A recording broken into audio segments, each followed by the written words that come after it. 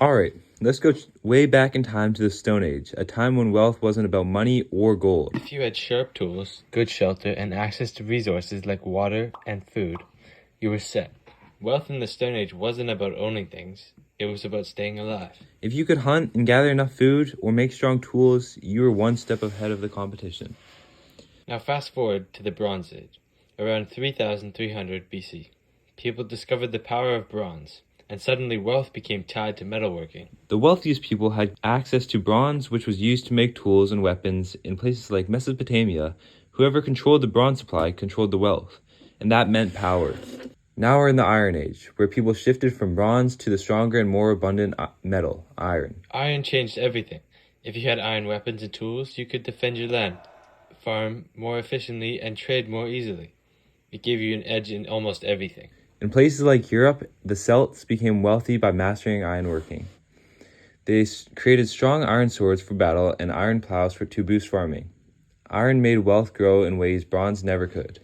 Moving to classical antiquity, between 600 BC and 476 AD, this is when wealth shifted from not only metals and weapons, and it was now also about slavery and land ownership and trade. In places like Rome and Greece, the wealthiest folks owned vast estates, controlled trade routes, and used slaves to work their land. Owning land meant that you had everything: food, power, and influence. And don't forget the rise of coins, which made it easier to trade goods and store wealth. Owning land still mattered, but now money became a key factor in getting rich.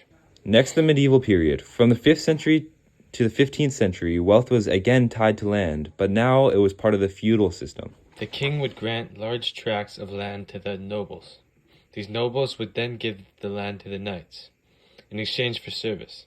The peasants worked the land for protection, so if you controlled land, you controlled everything. It wasn't just about owning land, though. Feudal lords were also rich because of the labor they controlled.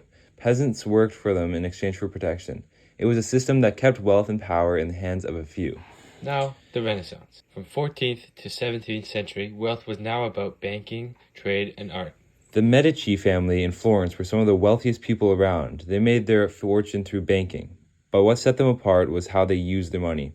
They sponsored artists and thinkers like Leonardo da Vinci and Michelangelo, creating a culture boom that made them even wealthier. Money was being made through investments, whether it was art, science, or exploration. The main idea of wealth shifted from owning land to supporting cultural and intellectual growth. Now let's talk about the Industrial Revolution, which started in the late 18th century. This was when wealth became tied to factories, machinery, and innovation. People like Andrew Carnegie in steel and John D. Rockefeller in oil built their fortunes by controlling industries that powered the future. The steam engine and railroads were game changers, allowing production and trade to skyrocket. With factories, you could create products at an industrial scale. The key to wealth was owning the machinery and having access to raw materials. And finally, we're in the modern era, where wealth is defined by technology, finance, and global markets. Today, companies like Amazon, Tesla, and Facebook are driving wealth. Instead of land or factories, wealth is being created through technology and global trade. The stock market, cryptocurrency, and real estate are where the big fortunes are being made now. If you create something that changes the way people live or work, like Elon Musk with electric cars or Mark Zuckerberg with social media, you can become incredibly wealthy. Lastly, here are some fun facts we are unable to get to.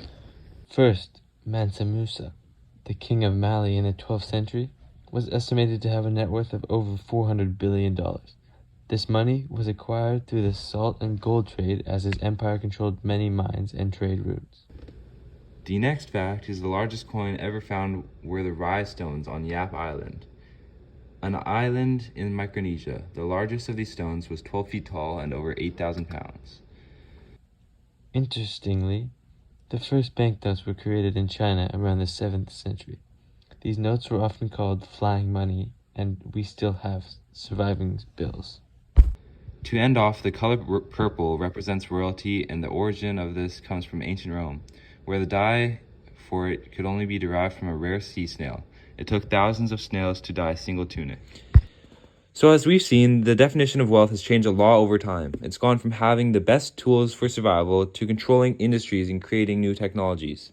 Each era had its own way of defining wealth, but one thing remains the same. Wealth has always been tied to the resources that matter the most at the time. And who knows, maybe the next big source of wealth is something we haven't even thought of yet. Exactly. But whatever it is, it's exciting to think about how wealth will be created in the future. Thanks for listening to us today. We hope that you learned something important from the history of wealth.